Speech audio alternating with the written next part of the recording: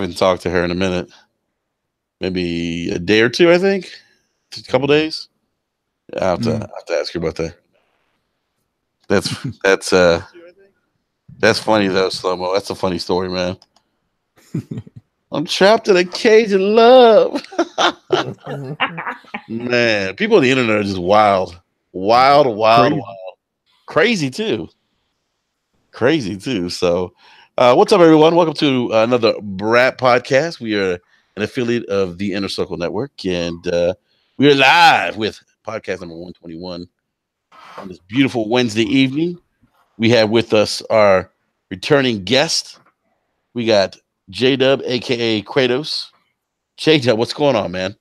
Yo, what's going on, everybody? It's your boy J-Dub, a.k.a. Kratos, the god of PlayStation and all things gaming, back again on Brat Podcast. Let's get it, man. Yeah, let's get it, man. We're gonna talk some Spider-Man, too, because there was something hot, which I know B-Money, you brought up in the DM that I saw OBJ the Don actually posted or tweeted out. Spider-Man related. We'll talk about that in a little bit. But Slow-Mo, welcome back, man. We missed you. Well, you did hop on last week, right? For a little bit. I made it at the tail end, and then we ended up extending it like another hour, talking about old movies and stuff. It was fun, man. Yeah, we started talking about like Menace to Society and Boys in the Hood. Oh man, I missed that. The dude with the amazing double barrel shotgun range shot, the sharpshooter himself, Ricky. Exactly. That dude was like a sniper. I tell you, man, he's a secret agent or something, man. You'd be able to hit that accurate from like a block away with a double barrel shotgun. He should have been out in the military somewhere instead of in Compton. Yeah, right. Yeah, I think he was on his knees too in the back seat, looking out the window. Yeah, he was sticking out the window, hanging out the window. Wasn't even didn't even have a good base to shoot. I mean, it was crazy. Think about the recoil and everything, right? I mean, I guess it was for what Ricky gets for that zigzagging. How do you run? You don't zigzag. Come on. 17. Oh man, I'm telling you, they didn't have PUBG back in the days. Had they had PUBG, he would have known what to do. Been jumping, diving. Yeah. Exactly. I was about to say that. You gotta jump. Dive, duck, right? Yep. If you could dodge wrenches, you could dodge balls. Anyways, yeah. So that was an interesting conversation, man. A good conversation on pop culture, man. I actually did enjoy that. That was good stuff. So, B-Money, what's going on, man? How are you? I'm pretty good, man. Yeah, to be back for another Wednesday. You know what I mean? Talk this game and stuff. A lot of crazy stuff going on in the industry right now. So there's a lot to talk about, man. Yeah, man. You know what's interesting? You know what's funny, man? My days got turned around. Like I thought today was Tuesday for some reason. Because and actually, Eric, big shout out to Eric Jackson. He can't join us this evening, but he called me up. He was like, "Hey, man, I'm not gonna be able to make it." I'm like, "Make it? What do you mean make it? It's Tuesday." He's like, "Nah, man, it's Wednesday." I was like, "Oh, okay. I guess it is Wednesday." I got because I did and by the way, if you guys haven't checked it out yet, we did a Brap rant. We had Lord Cognito on from the Iron Lords podcast on yesterday as we were talking about Filip. I can't even pronounce his last name. Miucin. I don't know. I can't say it either. I'm just gonna call him Filip the Thief. Let's just call him that. I'm just gonna call him Filip Munson because he's a Munson for what he did, or Filip the Thief, right? So we actually talked about that, went into a little more depth about that. We'll actually talk about that again because there's some more news. This thing is just unraveling, man. It seems to get worse every day. We seem to learn something new about this guy every day. So like that old sweater that has that hanging string, and you just keep pulling it. It's like, damn, man, I thought the string was gone. Yep, nope. The string keeps going. Still there again. Yep. Yeah. So we'll at this point, if we find out his name's not even Philip, I would not be surprised. Hey, how much? Makes perfect sense. Hey, how much you want to bet his name's not even Philip though, right? Yeah, Jason Schreier will come out with a tweet tomorrow telling us just that. And find out Philip is not his name is not Philip. It's turned out to be I don't know, like Enrique. Hey, why is it got to be Enrique, man? I don't know. It's the first name that came to mind. I don't know why. I don't know why either. That's kind of creepy, to be honest with you. Man, we have to talk. Hey, you know what, Slobo? You know what, man? We have to talk after the podcast. I'm not gonna bring up those L's in the Brap DM either. I'm not gonna do that. So. Yeah. Oh God, here we go. So. Anyhow, so we do have a lot of gaming related news to talk about. I guess we should talk about Philip since we're talking about him already. Jason Schreier. This is funny, man. The guy. I'm sure most everyone knows this at this point. The guy like basically put out this video where he didn't even apologize. It was a terrible video, basically defending himself, his actions, and then monetized it. Then took it down because of all like the backlash he received, and then and then I think it was in the video. He proceeded to challenge anyone on the internet to find other instances where he was plagiarizing, and then had the this is crazy. Mistake right here. Then you're gonna go up and you're gonna say, "Hey, Jason Schreier, Kotaku, you guys are just sensationalizing. You guys are. This is a witch hunt. You guys are, just trying to generate traffic through clickbait.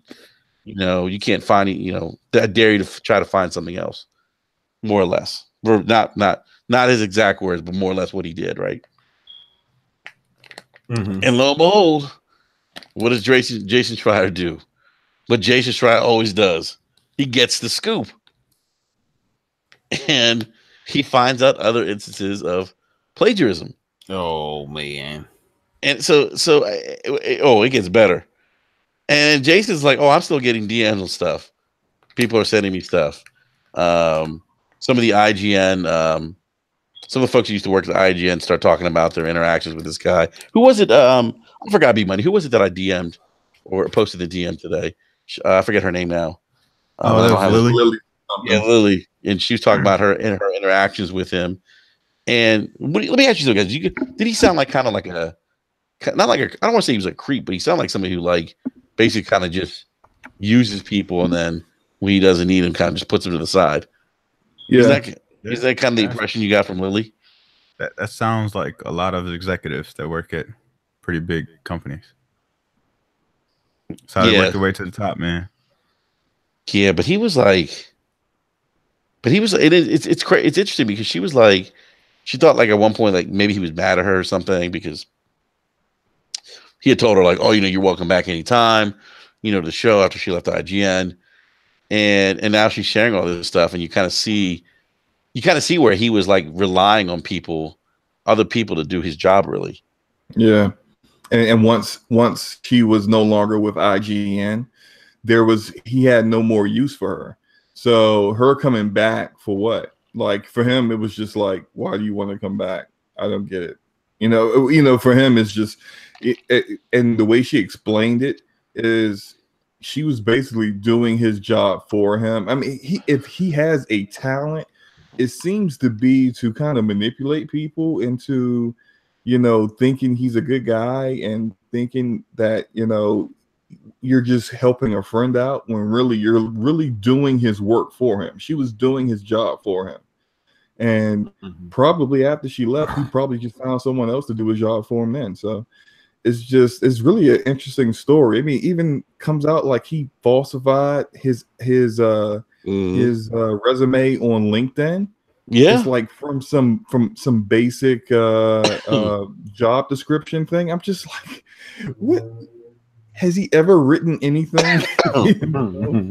No, and that's something that's something else that Jason Schreier dropped today. That this guy, I mean, so he's basically plagiarized from other gaming sites, or not just from other gaming sites, but according to Jason Schreier, Wikipedia, NeoGAF, his own colleagues at IGN, and as we know, even his LinkedIn resume is copy pasted from someplace else. Jeez. And Jason Schreier's like, what a mind-boggling story. It makes you wonder, man. Like, how did he slip through all those cracks, man, and make it to IGN? I'll tell you why. I'll tell you why. What a lot of these guys do, right? Especially once you're well known and you get to the larger outlets like IGN and stuff like that. It's easy for you to steal the small guy on YouTube or the small guy that's on Twitter, the little smaller sites. You can steal that stuff because they don't have big notoriety. So when once you steal it one time from somebody, and you'll keep doing it over and over and over until eventually somebody's gonna find out and they'll be like, wait, this is my stuff. I know I'm a small guy. I know, a lot of people probably don't care, but this is my hard work. I did this, I did the research, I did the study, I bought the game, I played it, I did this, I did that. Mm-hmm. And you bigger chains are stealing my stuff. And so that's how he got caught up. But J-Dub, check this out, man. The crazy part of all this is that not only is he stealing like written work, but he's stealing like people's emotions or feelings, or their own description of how they feel about certain games. Yeah. So it's like he can't even formulate his own feelings. Yeah. Hey man, he probably doesn't even have a gamer tag or a PlayStation account. But he doesn't even play games. We're gonna find out that he works at McDonald's or something. And, But it's as much as we can blame him, right? There's still blame to go back for his supervisors and their supervisors and the top editor in chief and stuff like that. There's a bunch of layers that should have been checked. Well, that's the thing, and that's checks and balances in place, man. Yeah, no, and I understand that, and I'm actually on the side that thinks that this isn't necessarily an IGN issue as much as it is this gentleman's particular. Like he went rogue. We had a rogue agent in the building, and he went rogue because clearly there's evidence he's done this at other websites. He plagiarized an article for Engadget that was discovered. But yeah, I mean, I think there's some questions of how did this guy come from YouTube celebrity to becoming an editor in chief? And one of the things that Laura Cognito and I were talking about yesterday on the Brap Rant was what the long-term impact of this is. And what he said is like, this guy was supposed to be, the kind of the poster child of, someone who went from, YouTube to, going to the big leagues. And he was discovered because of his YouTube videos and then going into Nintendo voice chat on IGN, kind of taking over that podcast. And he screwed it up for a lot of people. Mm-hmm. And we were kind of joking around, and Kanye was like, well, what's going to happen now is anybody who's a YouTube celebrity, they're not going to be, editor in chief of the Nintendo section of IGN. They're going to be like a game tester or something.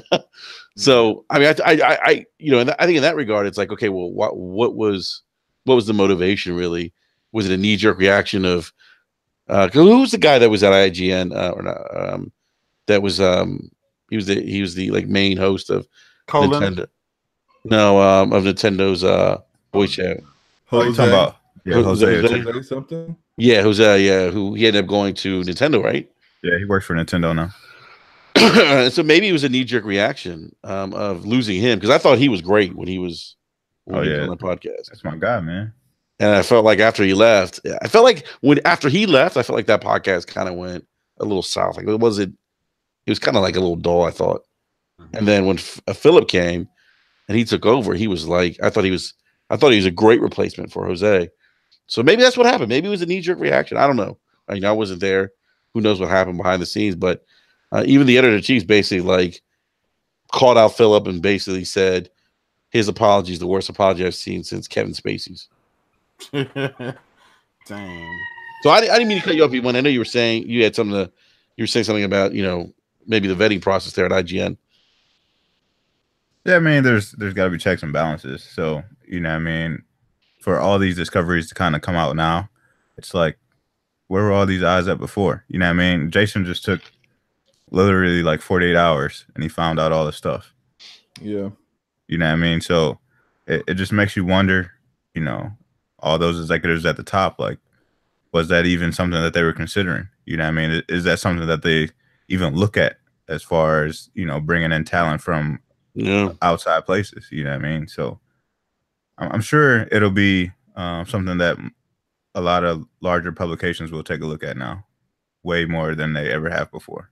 Oh, absolutely. I think you're right, B. I think the backlash or the outcome of all this is that now a lot of the larger sites are going to do even more due diligence to try to catch this stuff before it happens. Yeah, I mean, they have to. I mean, but if you look at the case that started this, the catalyst that started this huge controversy, ready to catch loaves. What? Whatever. So I said slow-mo's ready to catch loaves. I don't catch loaves. I catch W's. Nah, okay. You don't. No, sir. Anyway, you catch L's. Whatever, Enrique. Look, what I'm saying is, if you look at the Dead Cells review, he chose a review that was just a video. So I'm thinking like whoever went in. The other issue is that he was his own editor. So that's a problem. You know, he just got started. This is his first review. He's already editing his own review. Like, I think they need to kind of, IGN needs, and they probably will in the future, slow their roll with how quickly they allow people to reach that status, that level with them. But what I thought was interesting is that he chose not only a small YouTube channel that only had like 4K subs at the time, but it was strictly just a video review. So if there was someone checking over his stuff, how would you check to make sure, like, hey, you stole this from someone else? Because there's nothing written. And so, like, what method would you do to make sure he's not stealing from someone that actually only did a YouTube video? Like, I'm not sure how that will work. Yeah, I think that's part of the challenge. And I think one of the things even Jason Schreier brought up, say it's damn near impossible to do that, to check like a video to see if it's been plagiarized. So, you know, and then you know, it's interesting and even though his attempt at a apology or his defense video, you know, he's still in denial. His defense is, hey, look, you know, we're just discussing opinions, other people's opinions and ideas. You know, so it's really not plagiarism. Oh, Lord. Yeah, he didn't apologize for anything. Yeah, when you steal my opinion word for word, that's plagiarism, man. Yeah, you're stealing. Yeah, it's an intellectual, I guess, property or not property, but you know, just lazy. It's an idea. It's flat out lazy. Yeah. You didn't take the time to do the work. You know, it took him probably every bit of 30 minutes to get his project together and put it out there, and he got credit. He got a paycheck for it. That's bad. Yeah. Guys, real quick, Jason Schreier did post something on Twitter where he said, I would actually love to write a bigger feature story about this. There's some more in Miucin's past that I haven't shared yet. But to be determined. There are a lot of factors. I just wish he'd respond to my interview request. Wow. Also, JC may have some more dirt on this guy. I mean, what else can come out? I'm telling you, if he's got more dirt, I'm going with Philip is not his real name. Like, I'm going with it's something different. He's Bobo the Clown or something. I don't know. Bobo, not Philip. If this turns out to be true, I will buy you a copy of Spider-Man. If you call this correct, that's not his name. And I will buy and I'll buy you a loaf of bread. Since you catch it. Okay, I like wheat bread, one. And two, how can you like wheat bread, man? Wheat bread is terrible. What? Wheat bread is great. Oh, man. I do not like wheat bread, white bread. Are you crazy? I knew Enrique was a little off. Hey, I know he's definitely off. You don't like wheat bread? Come on. But what kind of wheat bread are you talking about? Because the ones that I'm talking about is like the honey. Oh Yeah. yeah, that's good. That's dope. Yeah, that's good. But yeah, like I was just about to put my pre-order down on Spider-Man. I didn't know whether I was going to do the Spider-Man PS4, but now that I see that they're kind of selling out everywhere, I probably would just pre-order the game. But if you're gonna, look, I'm fairly certain Philip's not his name. So Damn, dude, I tell you what, man. I hope sure it comes out with that article real soon, because I'm gonna hold you to that. No, seriously, man. If that comes out to be true, Slow-Mo, and you called it, I will buy you a copy of Spider-Man. Sounds like a plan. And a loaf of your favorite wheat bread.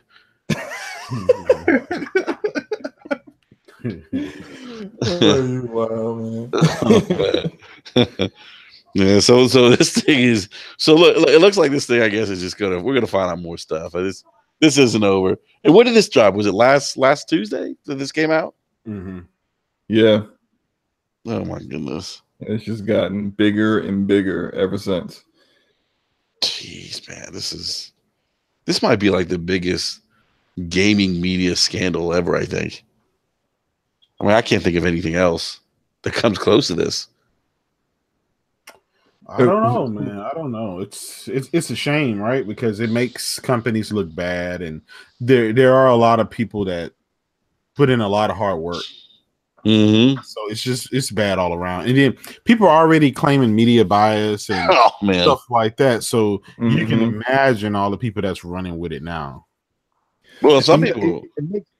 It makes everybody look bad. Think about, like, it makes the media outlets like IGN look bad, because it hurts their reputation as a journalist, a journalistic source. It makes YouTubers look bad, because now other YouTubers who may want to make the jump that Filip made, now they're, it's harder for them to make that jump, because now there's a stigma put on all of them, as if like, you guys don't really do your own work. You don't really, you're not really putting the work in, because this one guy, was the biggest plagiarist there is. He's the plagiarist king. And so it just all around, it doesn't just hurt Filip, it hurts everyone that kind of works in that industry. And so yeah, it's just all around bad. No, it is. That's why I go to the Inner Circle Games Network for my gaming news and reviews, because Sam doesn't steal. Sam doesn't plagiarize. That's all I gotta say about that. I had to do a quick plug. There you go. Yeah. So, well, we'll see what happens. So, hey guys, on some other gaming related news, Diablo 3 apparently is leaked for Nintendo Switch. For those of us who are Switch, nice. I know B, you own a Switch. I own a Switch. Nice. What do you guys think? I'll pick it up. That's a good one. I just want to know, will it be 360p or will it be how much 2 frames per second? How much compromising will I have to take? That's what I want to know. Yeah, we'll have to see.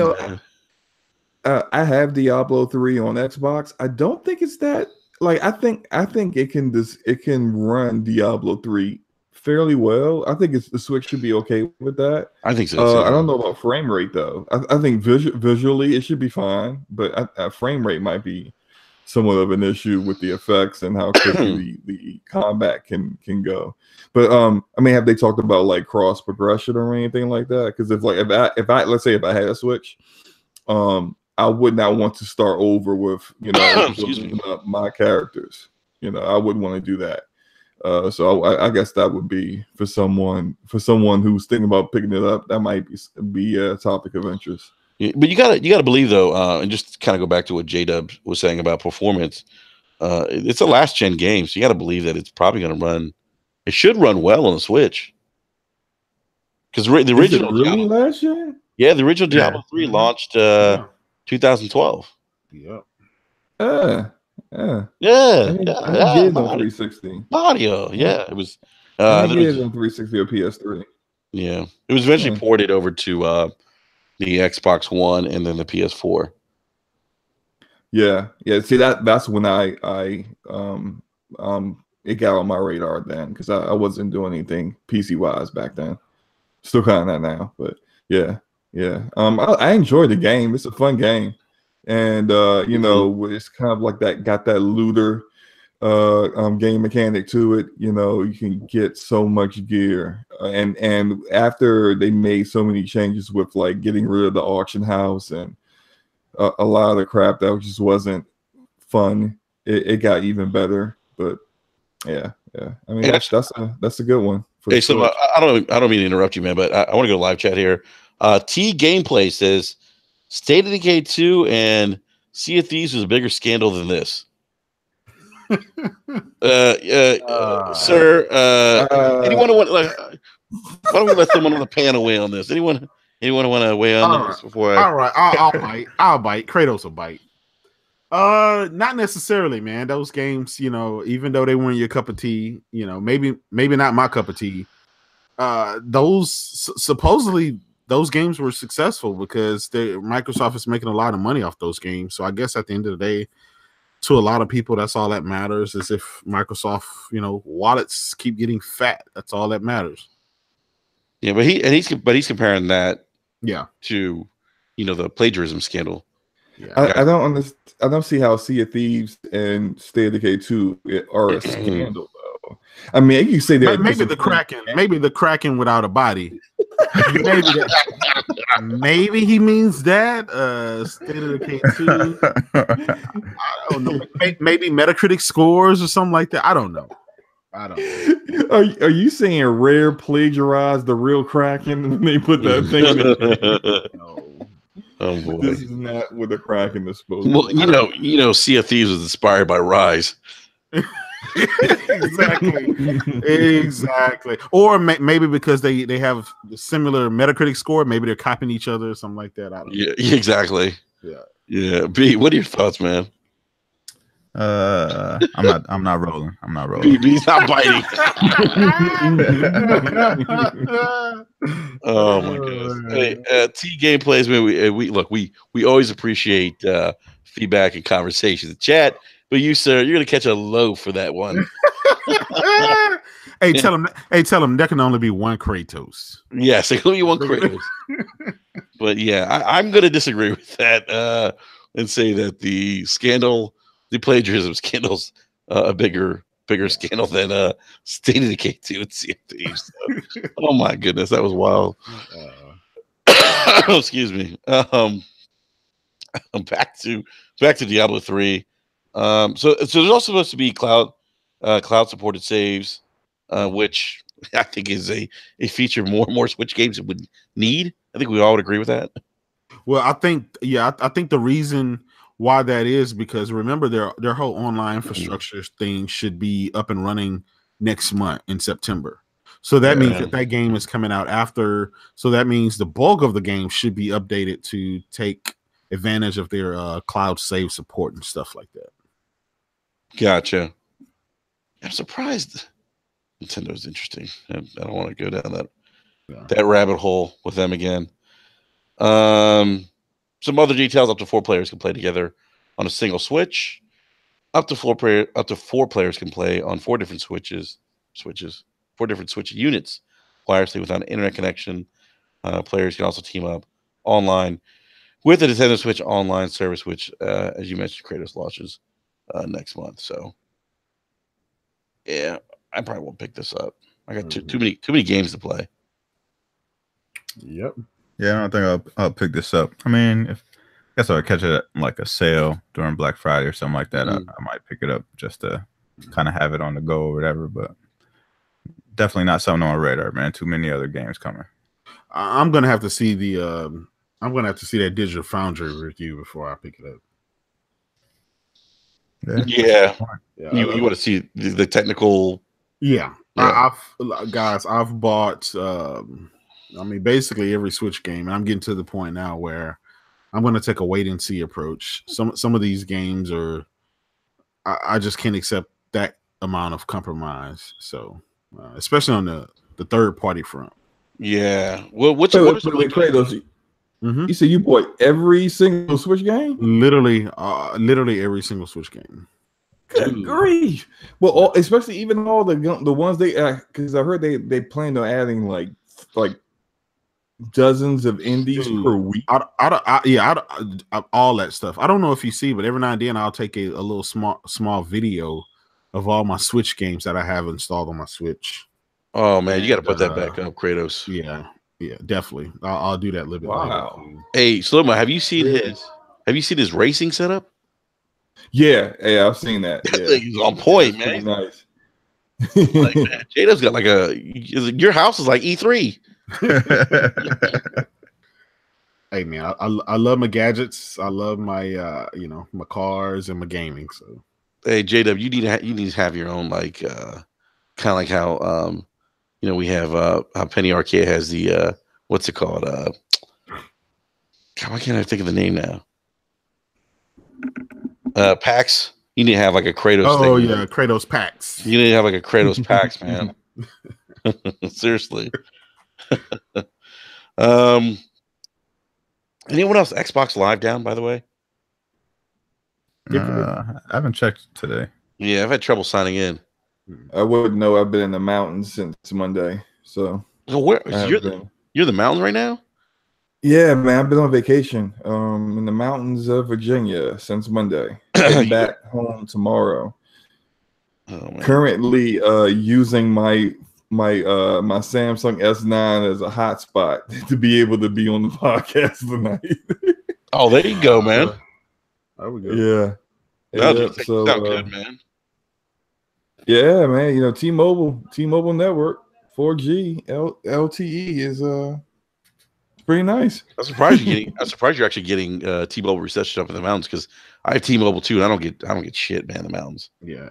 Well, we came here last year as well, me and my family, and last year I think T-Mobile was really stepping up their network, because last year I could barely get anything. You're one of those places where you're like can't move out of a certain spot, or you're just gonna lose every bar you got on reception whatsoever. Like, it was just like, where can I stand to be able to get to send out this text message? And now to go from that to now, where it's just like everywhere I've gone since I've been here, haven't had any issues whatsoever. Yeah. No, that's awesome, man. No, like you said, you sound very nice. Oh, thank you, Enrique. I appreciate it. Anytime. It's like I gotta be nice to you sometimes, man. Yeah, sometimes it's like the one time this week you will be nice to me. It's gonna be man. As long as you don't start talking that nonsense about how what's it called is better than Destiny, then we don't have an issue. So, Look, man. We didn't you run a poll about this? Okay, we're not talking about that. So, hey, real quick, Ryan Landis in the live chat says you talked about the IGN scandal and didn't use my great artwork as the topic. Yes, if anyone missed this, Ryan Landis basically took Philip's face and replaced Philip's face with Nathan Drake's face for the cover of Uncharted 4: A Thief's End. That's awesome. It's pretty funny. Yeah, I saw that. Yeah. Oh, real quick, Slow-Mo. So Slow-Mo, guys, Slow-Mo has a theory, or I don't know if it's a theory, but he thinks that Microsoft's going to buy Telltale Games. It's less a theory, more of they should definitely do this because it's I think it would be beneficial for both companies, honestly. But I really don't think it's going to happen. If it does, man, I will be Nostradamus out this mug for real. Yes. Yes. But then if you just think about it, like, all right, so Telltale was going through some issues. They fought off bankruptcy. Then their ex-CEO, who almost put them in bankruptcy, is trying to sue them for like every dime they have. I think they are in kind of like how Obsidian is and some of these other companies where they are somewhat of a popular studio that is a name, but they may not be able to financially stay afloat despite their popularity. And Microsoft has already said they're still looking for studios. I just kind of think it's like it would be a good situation for them to pick them up, because they could be there, although not as good as Quantic Dream is, because Quantic Dream I think is a superior studio with better games, but it could be their version of Quantic Dream. kind of counter what Sony has with that kind of studio and those kind of games in that genre. So I don't know. Yeah, well, I was going to ask you guys with the rumors of Obsidian possibly being picked up by Microsoft. What other studios do you guys think would be a good pickup for Microsoft to kind of bolster their already? I think what I would say pretty impressive lineup of new studios that they picked up more recently. Let's start with you, B Money. If you could pick up a studio, man, let's say you were Phil Spencer, B, and you had that open wallet. Who would you pick up? I'm going over to Focus Home Interactive. I want all their properties. Ooh. I want to bolster all their studios, give them proper financial backing, because they put out some pretty great ideas, and then the games just don't end up being what they should be. But if they had the proper financial backing, give them a little bit more talent, they'd be pretty special. So Focus Home Interactive. All right, Jada, what about you, man? If you were Kratos, head of the Xbox division, imagine that. I think people's heads would explode. I know, right? To be honest, man, I would can't be Sony Studio. Yeah, it can't be Sony Studio. I mean, I wish. But that's my Naughty Dog. I know, right? You remember 3D Idols, right? The Hitman Studio. Yes. Yeah. Those guys, I would have definitely picked them up when they were ready. A lot of at this point in time, here's the thing, right? Okay, so they have a few studios. Now we need to see what these studios can put together. I think what they would really need to do is to bolster with some deals, partner with Capcom, partner with other third parties to get some of those games, or get them to make a game. Like, for example, look at Spider-Man, right? That's exclusive on their platform. So if they can, Street Fighter was on Sony's platform. Reach out to Capcom and say, hey, we want to create this kind of game or that kind of game. We want something, but only on our platform. Something like that. As far as what studio they could buy that would kind of help, there's none that I can think of right now, because they're not going to buy the Capcom, they're not going to buy Sega, they're not going to buy any of the ones that would really have a huge industry impact. I remember, a couple of months back, you guys probably remember, there were rumors of them buying EA and PUBG Corp and all these other things, and the entire industry basically. Yeah, they got the money, the checkbooks out, they're buying up everybody, and but but I just want to keep everyone expectation in check. I think Neil Druckmann said it best. He said, "Look, it took him a decade to get the team in a position where they can create hit after hit after hit. It's not going to happen overnight." So I think with these studios working, being created, building buildings and starting to create some games now, it's going to take some years for that to get together. And it may not necessarily hit it out the park with the first game. No. But maybe the second or third, or maybe even fourth sometime. And so our expectation need to stay in check. That's a great point. Great point. Yeah. And now I want to say this one last thing. Now, given Microsoft's track record with not giving these developers the time and the resources to do what they need to do, it's rumored that Microsoft, they're like hawks. They stand over your back. They want to know, is this game finished, when it's going to come out, and they kind of push and direct their studios of what to do, and that kind of led to Scalebound, Fable, and some other the games to be canceled or let go. I think they've learned that lesson now, and hopefully with them creating these new studios, they can just sit back, let these guys work for as long as is it going to take, and let's see what they can come up with. Yeah. I can agree with that definitely. Have you guys seen that the video that Ninja Theory put out on their YouTube page, where they talked about how for them it was what would have been a deal breaker was not having creative freedom to make whatever they wanted. Yeah, and they said, hey, they said, Microsoft, this is absolutely has to happen. We have to have creative freedom. And they were just like, yeah, okay. Yeah. You got it. And so, I mean, that for me, that was somewhat of an encouraging thing.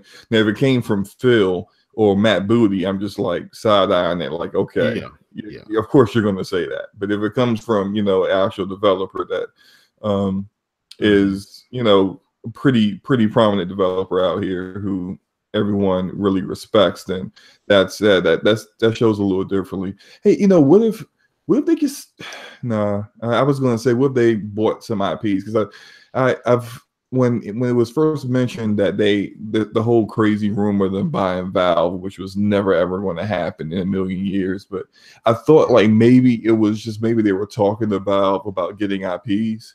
And maybe that's just me kind of really wanting to get another Left 4 Dead before I die.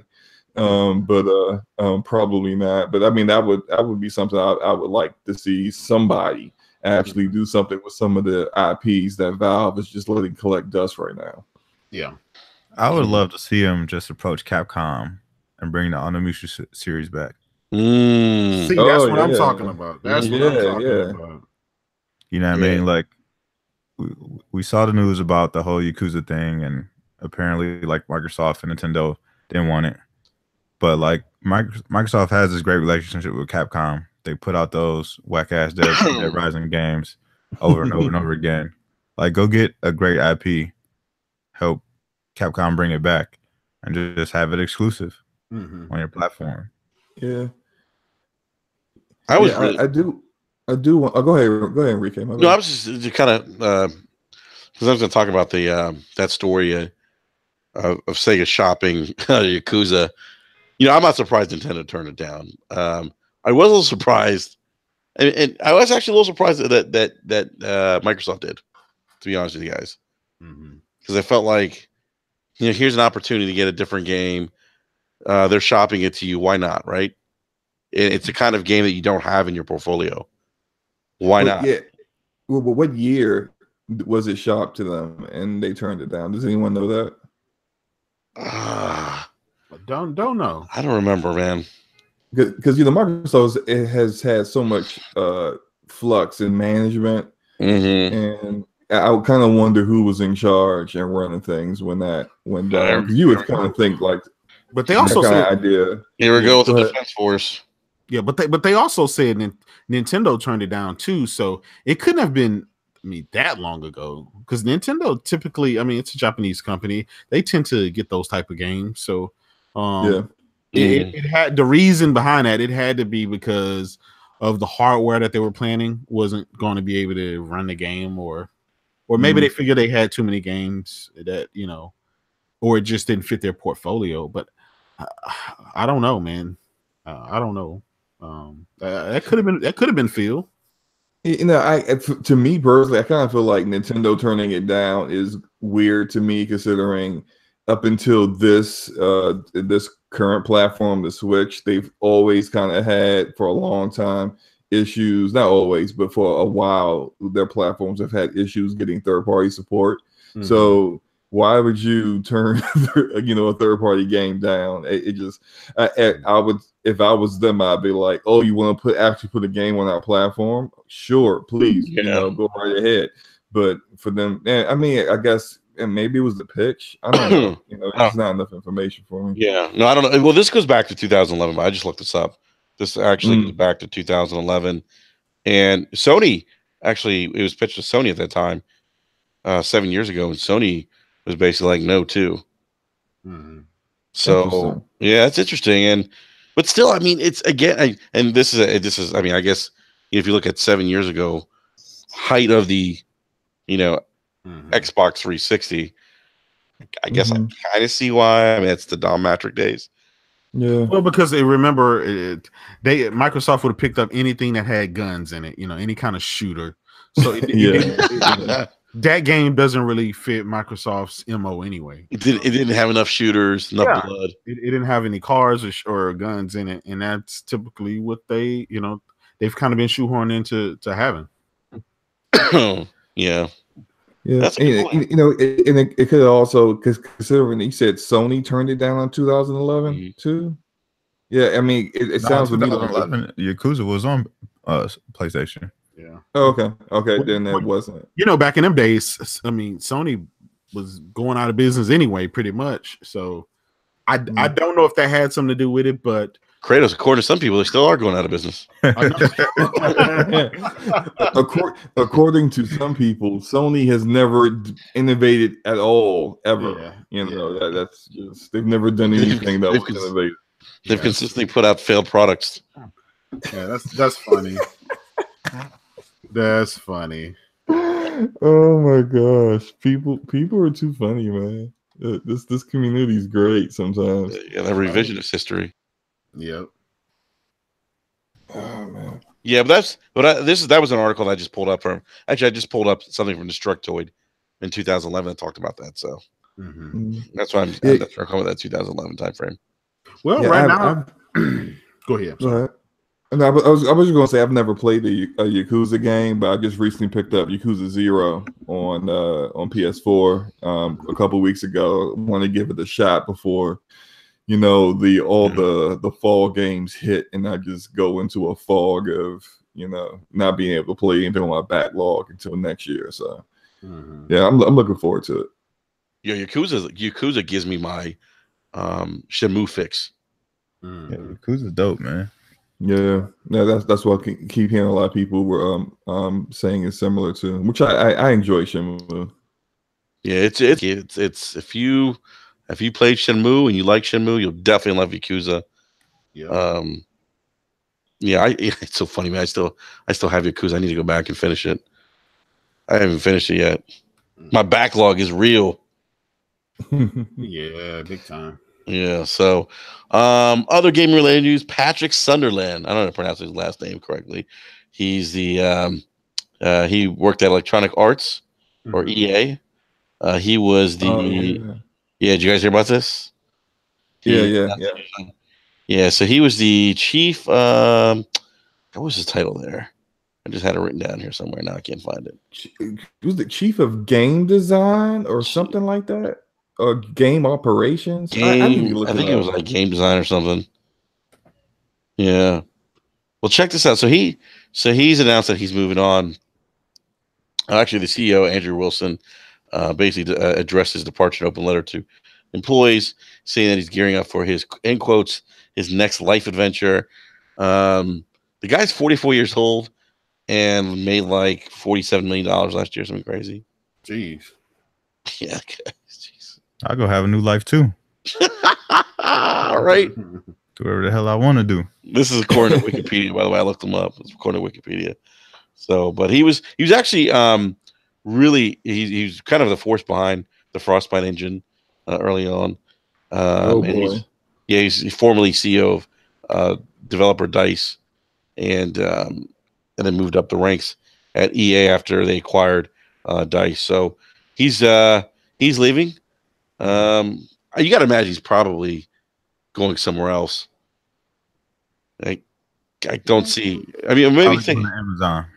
That's possible. You know what, B? I was just about to say that, man.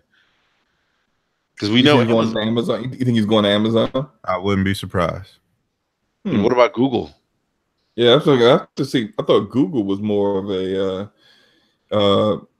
big company, on that level that was more motivated to get into the gaming industry. I know Amazon was maybe 2 or 3 years ago, but I haven't really heard much from them since.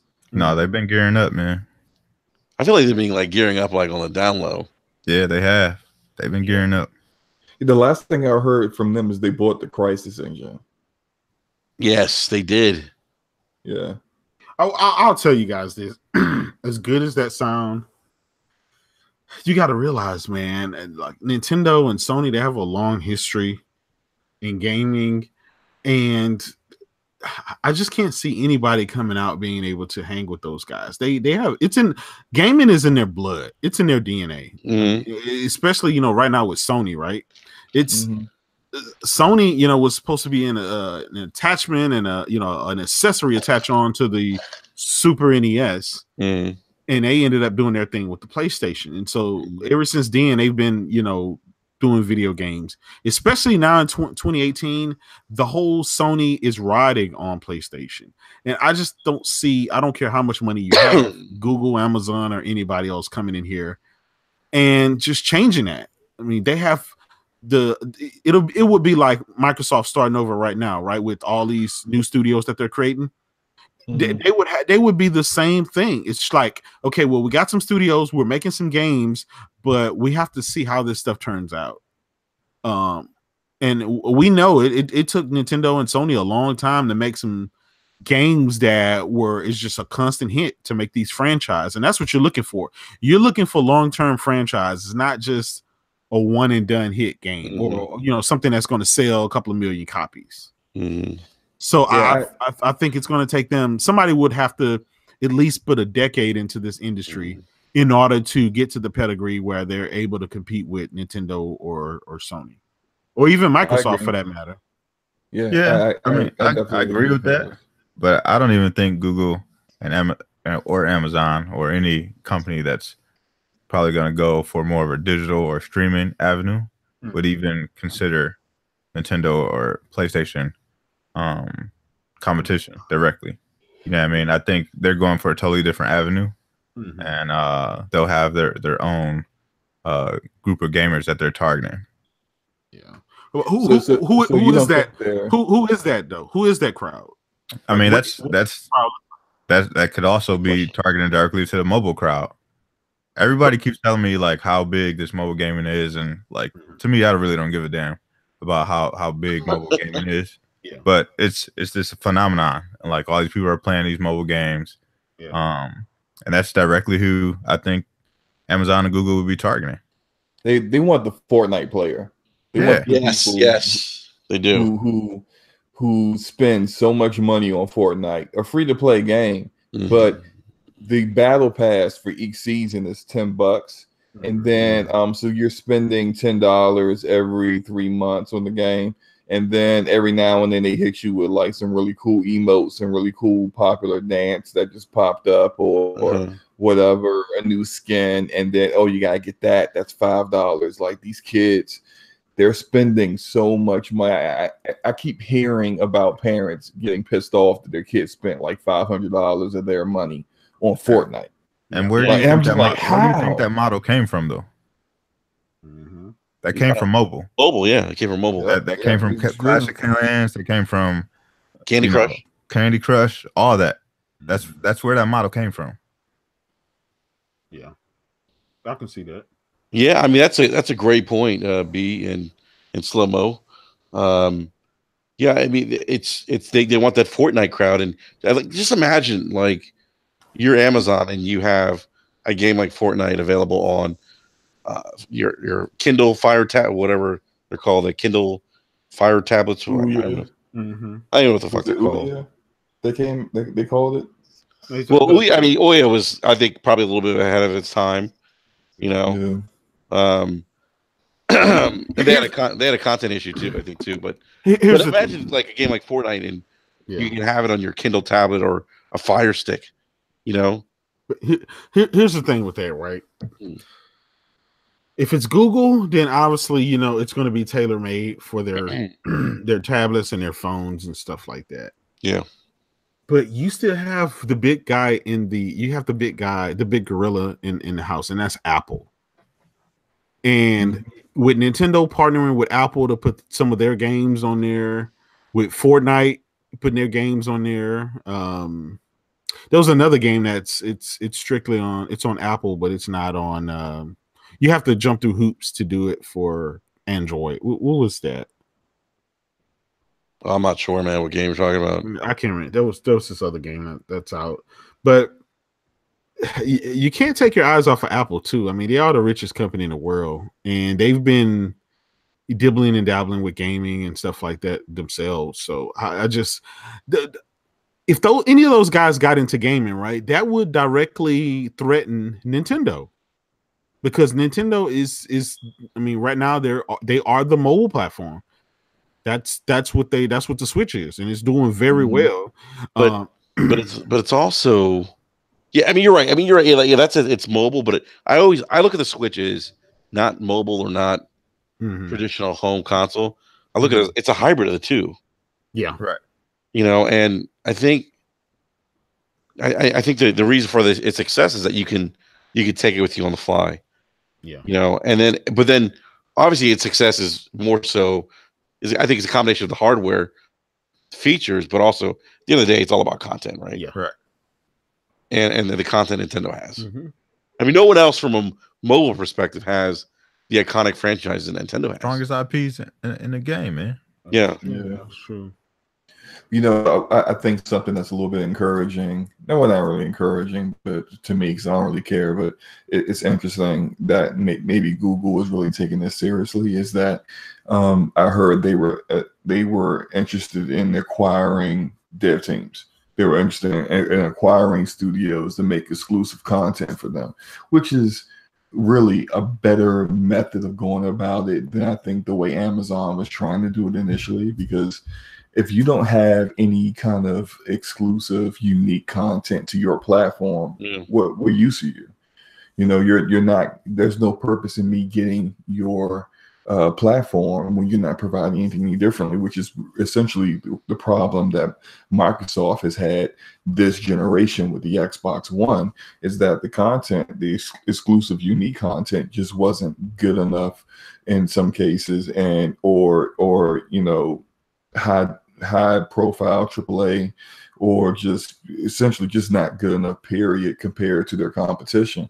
What's going to, you know, really be the motivation for a PS4 only owner to go pick up an Xbox One if the same games that are really coming out on the Xbox One are also coming out on the PlayStation 4? And so if you're going to come out, if you're going to enter in this arena, if you're going to jump in the game, Google and Amazon, you need to go and come with something that other people aren't going to get anywhere else. But if not, don't even waste your money. But I mean, if they target the mobile market, they're already doing that, though, right?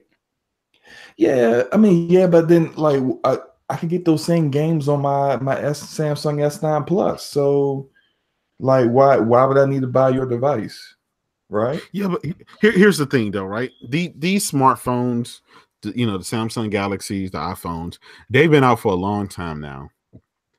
Besides Candy Crush and games like that, how many people are really playing Fortnite on their phones? I want to know. I'm not saying that it's small. I'm not saying it's large.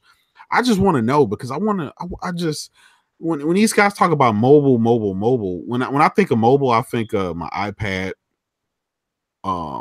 you know, tablets, and then the phone. But I mean, the biggest mobile device out right now is the Switch, and it does fall in that mobile category.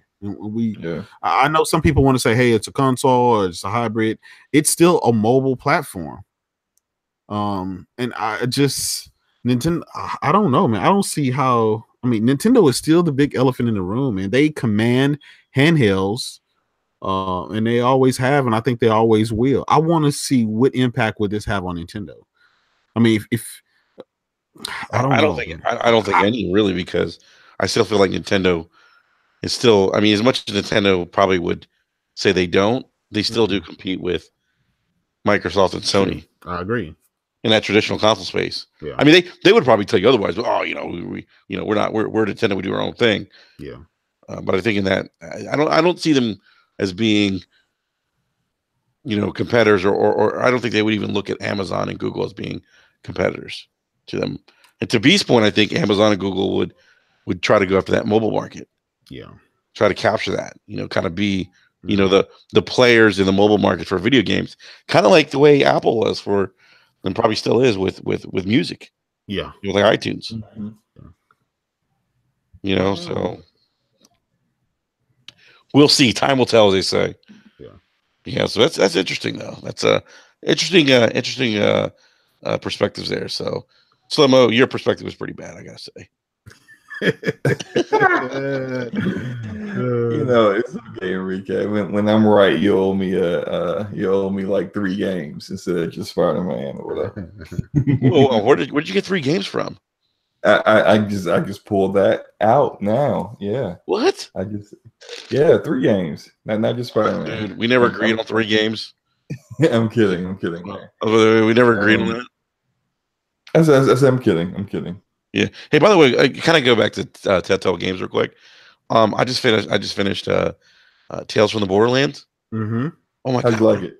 what a great game! Great game, right? Yep. Yeah, It was amazing. I loved it, and I'm a big Borderlands 2 fan. Borderlands 1 and 2. So for me, like that was just like it was so on point with the personality, the theme of Pandora, the music, characters, the music. Oh, the music was great, man. the soundtrack is great. They knocked it out the park. But I'll tell you this: my best Telltale game is Game of Thrones by far. I haven't played that. Really? Yet. Oh my god, it's over the top. It's great. But The Walking Dead has to be my runner up, and I've beat all three of those. But all of them are great. All of them are great, man. It kept me entertained. Great. Hey, have you done the first episode for the final season? It came out Tuesday. No, I haven't. I'm trying to wait. Right, I don't want to just play that one. I want them all. Yeah, I think they got a little bit better with the schedule. I mean, some years back, it used to be really bad. You'll get like one episode, and then like 3 months later, the next episode comes. But I think they're kind of gotten into like wait. It's like Game of Thrones. They released the first season, and then that was it. But it left on a cliffhanger, and it's like, geez, when is the next one coming out? And it's nowhere in sight. Wow. Yeah, I just thought it was a great game. I mean, I just wrapped it up today, and I haven't played The Walking Dead or Wolf Among Us, which I think are like the two. Probably, I think what I always hear Telltale is like probably the two favorite of the or two of the best of the Telltale games. So I'll have to check those out. But yeah, definitely love playing. It makes you what? It left me wanting Borderlands 3. Mm-hmm. I hope that happens soon. It's on my wish list of games. So maybe we get that next gen. Speaking of next gen or games that are coming up, what do you guys think of the Red Dead Redemption 2 trailer? I thought it was dope. It wasn't too over the top. They kind of split them up into different segments, which was kind of a bummer. But keep in mind, we haven't seen anything of this game until now. Yeah. So I'm sorry. Which game are you talking about? Red Dead. Talking about Shlomo Gets a Loaf. The new game is coming out in 4K. Whatever, man. I think I'm the Steph Curry in this game. Oh boy, here we go. I get W's, not L's. All right. Go ahead. My bad. Go ahead. Yeah. For me, I mean, I'm going to tell you this. My mind is set on Spider-Man. Once I get that game in my possession, then we'll see about Red Dead. But Spider-Man for me kind of still has my attention over Red Dead right now. I'm going to get both, but man, Spider-Man, jeez, that game. I mean, it's all everybody can think about right about now. Yeah. I gotta say I'm right there with you, Kratos. Talked about this earlier in DMs. Slow-mo kind of asked me, where I rank the games, and Spider-Man is definitely above Red Dead for me right now. But as far as the trailer that they showed, I was hoping that they were gonna just come and smack us upside the head with something crazy, and then just go away until the game released. I was a little disappointed that they kind of broke up the trailer and was supposed to be getting something else pretty soon. I would much rather just hit us with something crazy and then just go dark again until the game is about to release. But whatever. It's Rockstar. I got faith in them. Not too worried about it. Yeah, Rockstar they're among the best in the industry, so I'm not concerned with the game at all. Although for me personally, with this, I didn't finish Red Dead 1 yet. So, and it's been so long. I'm just going to start over. The enhanced version looks nice, man. Yeah, I heard it looks amazing on on 1X enhanced, backward compatible. So I'm gonna play that first because I already have it because I had the game before, and I'm gonna play that. And then I'm gonna play Red Dead 2. But Spider-Man is all I'm focused on for September.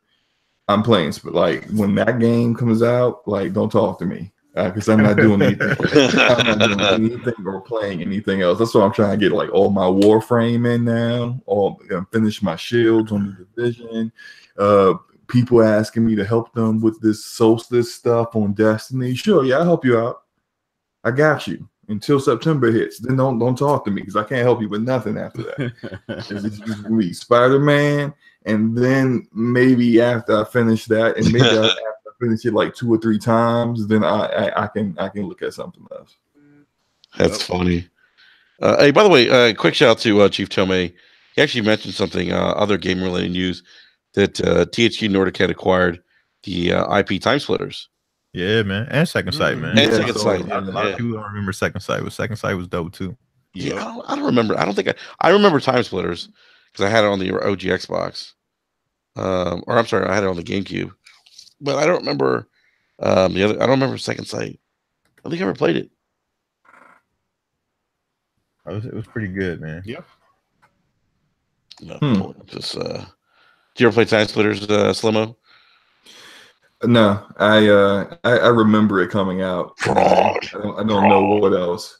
I don't know what else I was playing, but it was like that's interesting. But I was probably too into something else at the time. Yeah. All right, yeah. Second Sight. Yeah, you're right, B. Here we go.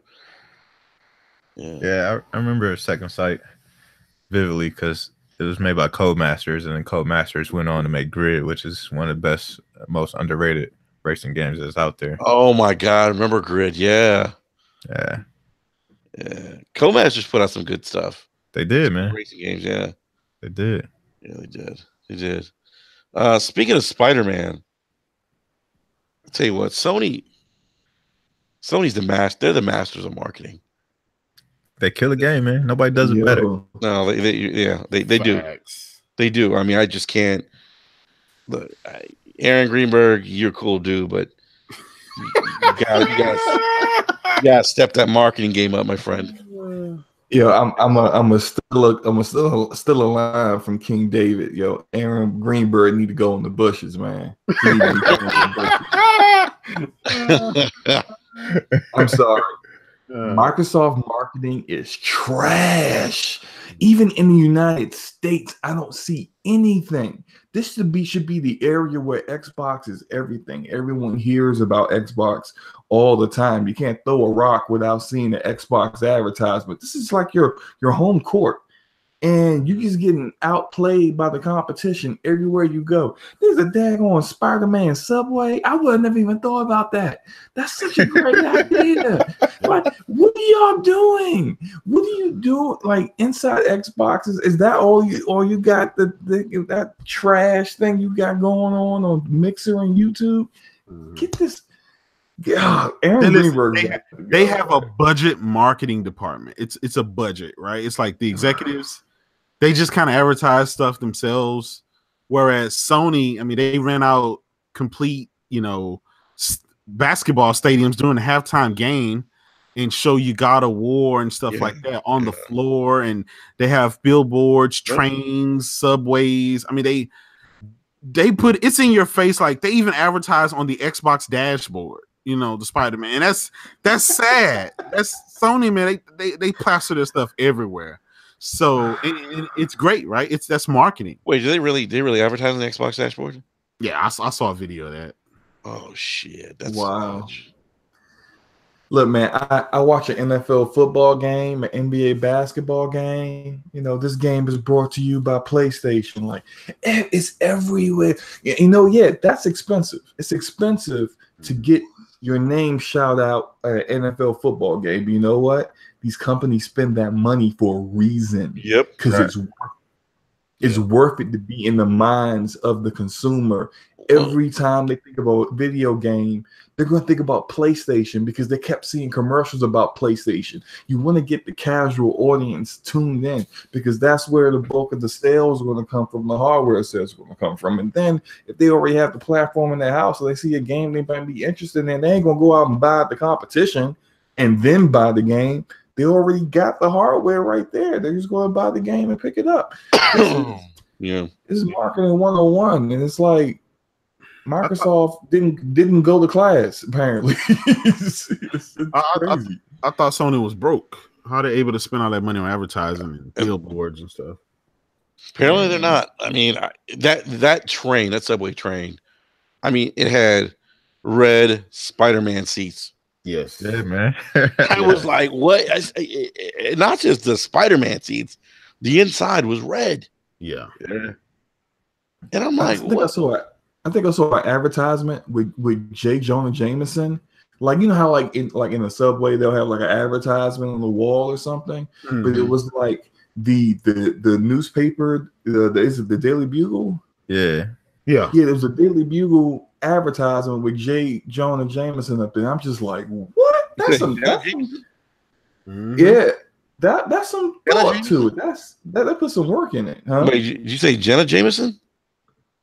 I said Jake Jonah. Isn't it Jake Jonah Jameson? Yeah. He's talking about Jenna Jameson. He's talking Jameson. Like, what are you talking about, Slomo? What kind of marketing are you talking about? Hey, get some more retired porn stars. Huh? Microsoft budget. Oh, we got retired porn stars. I'm here with my family. I know not of what you speak. This is a wholesome vacation. I don't know anything about stuff like that. Yeah, I'm talking about the editor. Yeah. Hey, Chief Tommy in live chat says you see that CFD's marketing human cannons and gold bananas isn't cheap. Yeah. Yeah. I mean, Sony has pretty much dominated this generation with marketing alone. They let you know that their game is about to come out, what their game is about. I mean, you can't stop seeing it. Even on social media, even on Twitter. I mean, it's all about what you see, all these trailers, you see all these pictures. People are actually hype. I posted earlier and I was thinking about it. I was like, man, I can't stop thinking of Spider-Man. Like, these guys create these games that make you, I mean, it really have you anticipating, right? We've been anticipating Spider-Man for like 6 months now. Prior to that, God of War, and then Detroit. I mean, they just have these games that people are just so excited about. You go and buy a console, even though you don't need to. You just go and just to be a part of, and just to have. It's like history in the making, and you got to wonder, like, why? It's just these guys know how to market their product, and it's crazy. It's crazy. No, I mean, they do a great job. I mean, there's no ifs, ands, or buts. I mean, I would have never thought to turn a subway train into a marketing like device, to market a video game. I think it's never crossed my mind. Okay, just in, Xbox Live is down. So yeah, is it down? Yeah, it's down. Oh shit! Yeah, I can't sign in. That sucks. Yeah. So you're not the only one. Yeah. Oh well. All right. Well, gentlemen, I think that's it in terms of topics we have for tonight. So go ahead and wrap up this evening show. Give a big shout out to everyone in the live chat. Thank you for everyone for stopping by and keeping things interesting. We had that one interesting comment about Sea of Thieves and State of Decay. Yeah, being a bigger scandal than plagiarism. Yeah. So anyhow, J-Dub, man, thank you for coming back, man. It's always great having you on, bro. We always appreciate your insight and thoughts. If you want to let everyone know where they can find you on the Twitter universe. Definitely, man. You guys can find me on Twitter at JDubCity16, keeping you guys laughing with the gifts and the memes. You know what I mean? Thanks again for having me on the BRAP podcast. Guys, make sure you hit that like button, subscribe, rock out with my mans. They always doing their thing. Shout out to Tick and everybody affiliated over there. I love all you guys. Shout out to my boy Cal, King David, all the Iron Lords, all you guys, Anchorman. You guys, Fame, you guys doing your thing, man. Keep it up and keep up the hard work, and I'll keep subbing, liking, and retweeting. No doubt, man. Thank you, man. We always appreciate the support, and as always, man, we'll get you back on again soon, man. No doubt, especially after Spider-Man drops. Oh, you got to have me on, then. Yes, yeah, we'll get you. We'll get you on for that, and B Money, always a pleasure, man. Of course, man. Here every week, man. Yeah, no other place to be Wednesday nights, man. Yeah, we got to get back on Destiny, man. B and I got a chance to run that strike that took us how long? Yeah, that strike was ridiculous, man. Hey, Bungie, man.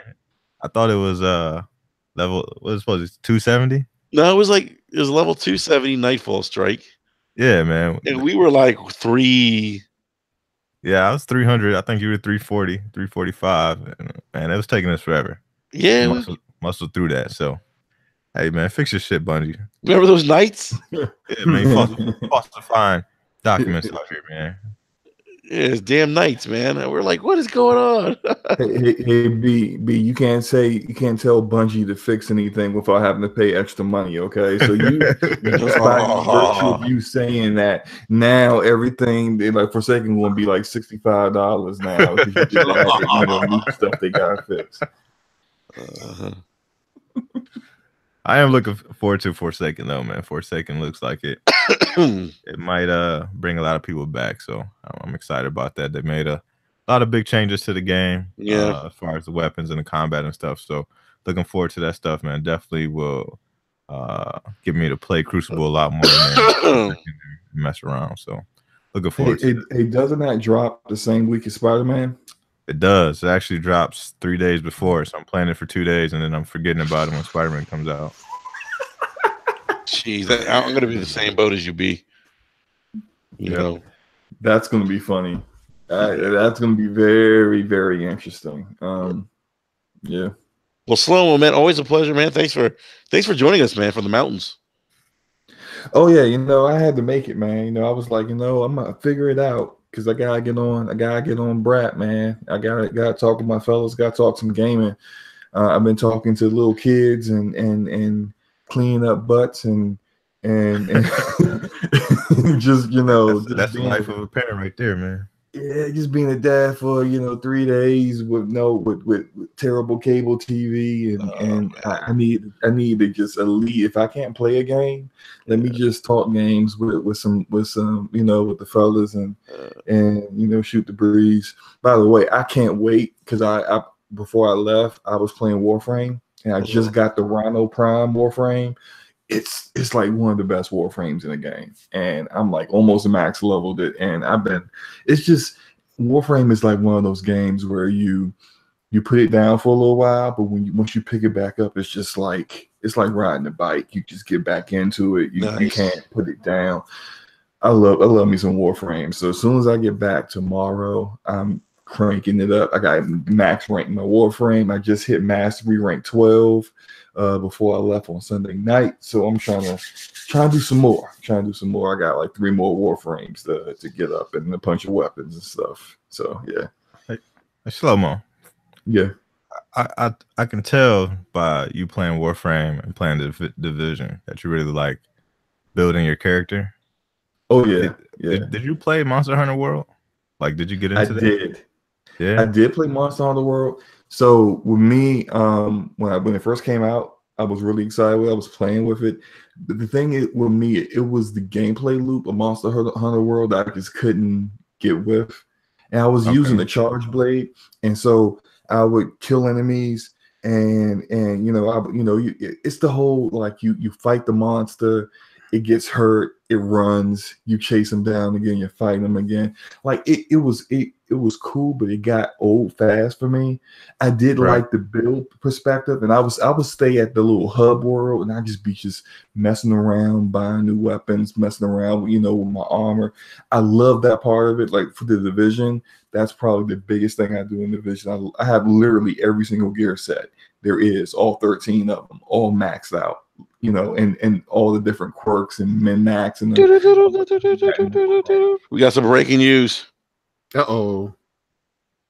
So Dreamcast guy just tweeted out that he just tweeted that he was just handed some DMs from right before Filip was supposed to interview the developers of Octopath Traveler.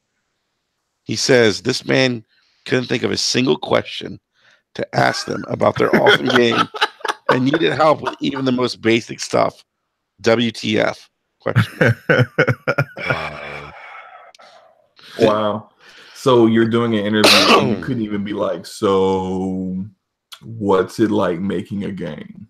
Like you can't even come up with a question like that. Like here are the DMs. Wait, Dreamcast guy, post the DMs. All right.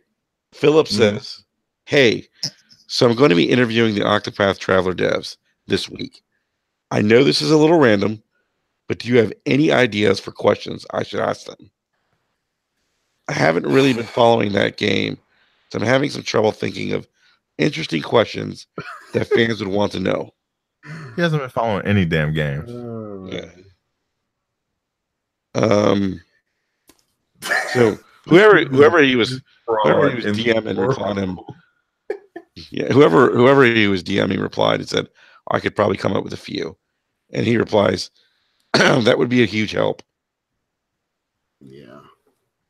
It's funny too, because on MVC before he wasn't on there anymore, he's talking about how he was looking forward to playing Octopath Traveler. And how, you know, it was a callback to Final Fantasy games, and it was you know, stuff that he remembered and all this nonsense. So that's he read that on Reset Era B. So the guy replies to him, like he says, the guy gives him like a question. He says one of the questions, the guy says, you know, how hard was the transition from developing for the 3DS with Bravely Default to now creating for the Switch? And he says, those are some of the questions I had off the top of my head. And Philip responds, these are really great. I'm probably going to use all of them. Oh man, he don't have any questions of his own. Thank you so much. It saved me a lot of work. Yeah, who is this dude DMing, man? He don't. Man, Philip, cut that man a check, man. All these people he stole from, man, cut him a check. Oh man, wow. You got paid for their work, man. Cut him a check and get up out of here. Yeah, big shout out to Lord Cognito who just sent me this a DM. Because Cognito and I were saying, this thing's gonna drag out all week, and sure, like clockwork, it is. Oh my goodness. So I'm sorry, guys. I interrupted Slimo. You guys were talking about Monster Hunter or something. Yeah. He asked me about Monster Hunter, and I played it for a while. I probably hit like rank 15 before I stopped. I also didn't really. It wasn't a game I felt I could play and enjoy solo. So when I played it with friends, like some of my friends, I only had like 2 friends that were playing it, and they dropped off pretty fast. So I still have it, but yeah. Jeez, man, I can't believe this stuff. Oh boy. Anyhow, all right. Well, gentlemen, thank you again. Great show as always, and we'll be back next Wednesday. I'm losing my voice already. I can't believe that. Sound like the DOC again. Enrique loses his voice every single week. Yeah. You've got a good 2 hours to speak before it just goes away. And then I'm like, hey, what's up, man? It's like DMX. Yeah. All right. So, so we'll be back on next Wednesday, 9 p.m. Eastern Standard Time. Everyone have a great weekend, by the way. Enjoy your gaming. And remember, don't take gaming so seriously. Remember, they're just plastic boxes. Thank you. Yeah. Don't get triggered so easily. It's plastic boxes. These are meant for your enjoyment, your entertainment. Not for you to get angry. Yeah. So, message. And apparently Slimo thinks that Philip's real name is not his real name. I'm telling you, Slimo, get ready, man. It's coming. It's coming. Free game, man. It's coming. I can feel it. I can feel it. He never looked like a Philip to me anyway. He doesn't look like a Philip, man. He looks like a Chris. Looks like a Daniel. Yeah. Daniel, yeah. His real name is Daniel Smith. All right, everyone. On that note, we're out. We'll see you guys next week. Peace. Later. Peace.